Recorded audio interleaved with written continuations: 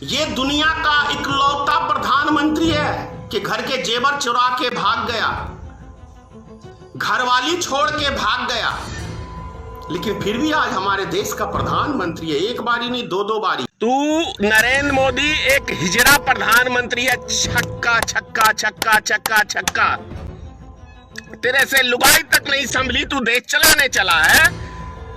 सिर्फ तेरे मन की बात चलती रहेगी कुतुब मीनार की तरह। देश की जनता के हालात की बात नहीं समझेगा, उस पे काम नहीं करेगा। वो दो चूतियों को पकड़ के ले आता है और उनसे अपनी तू मन की बात सुनाता है, शेयर करता जा। मर्द है, एक बाप की नरेंद्र मोदी में खुली चुनौती दे रहा हूं। अगर वास्तव में नरेंद्र मोदी एक बाप की औलाद है तो धनेश्वर महतो को एक बार इंटरव्यू दे, आमने सामने डिबेट करते हैं।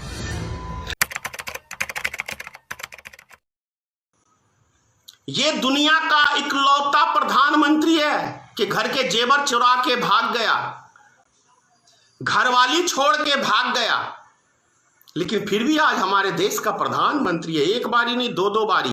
और उससे भी बड़ी देखिए उपलब्धि, उससे बड़ी उपलब्धि, पुलवामा हमला करा के हमारे 44 जवान को शहीद करने के बाद उसकी जांच नहीं को किसी की मजाल है देश में? कोई सवाल कोई मीडिया पूछ सके?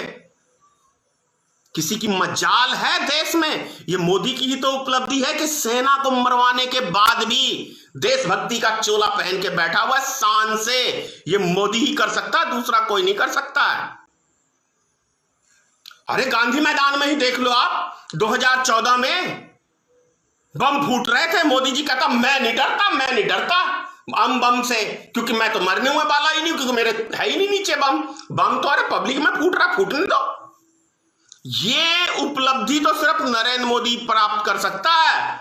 अरे गुजरात को ही देख लो, 2002 में ट्रेन में आग लगवा दी, निर्दोषों को मरवा दिया, करा दिया हिंदू मुसलमान का दंगा। 1.5 महीने तक नजारा देखता रहा। क्या मजाल थी वाजपेयी जी की भी, कि हटा देते उसको, क्योंकि ढाल बन के उस टाइम में कौन खड़ा था मोदी के साथ? लाल कृष्ण आडवाणी। इतना बड़ा सपोर्ट था। और देखो ऐसे घी दूध में जैसे कोई मक्खी को निकाल के यूं फेंकता है, ऐसे लाल कृष्ण आडवाणी को फेंकने वाला कोई दूसरा महारथी नहीं था, वो नरेंद्र मोदी ही था। ये कलेजा किसी और में नहीं हो सकता। कितनी उपलब्धियां चाहिए भाइयों,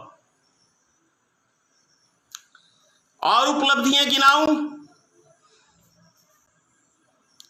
देश हमारा देखो, 99 टन सोना मोदी जी ने इंग्लैंड के हाथों गिरवी रख दिया, पता नहीं चलने दिया। किसी मीडिया की मजाल नहीं है दिखा दे इस खबर को। चाइना से सौदेबाजी अपने ही सेना को मरवाने का किया, मजाल है कोई मीडिया या इनके पार्टी के कोई नेता?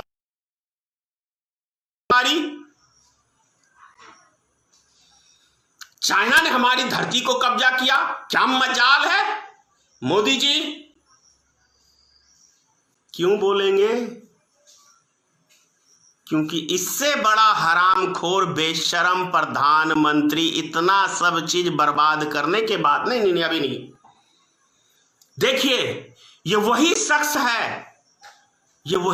है जो अपने चुनावी भाषण में, सौगंध है मुझे इस मिट्टी की, मैं देश नहीं बिकने दूंगा, मैं देश नहीं झुकने दूंगा। हाँ मैंने कसम खाई है, मैंने कसम खाई है। क्या चीज की कसम खाई थी? कि मैं देश की एक एक संपत्ति को बेच के रख दूंगा। एयरपोर्ट बेचा, कोई मीडिया मेरे आगे नहीं बोल सकती है। लाल किला को बेचा, कोई मीडिया मेरे पे सवाल नहीं उठा सकती है। रेलवे को बेचा, कोई मीडिया सवाल नहीं उठा सकती। LIC बेचा, कोई मीडिया सवाल नहीं उठा सकती। भारत पेट्रोलियम को बेचा, कोई मीडिया सवाल नहीं उठा सकती। ये पावर है नरेंद्र मोदी के अंदर।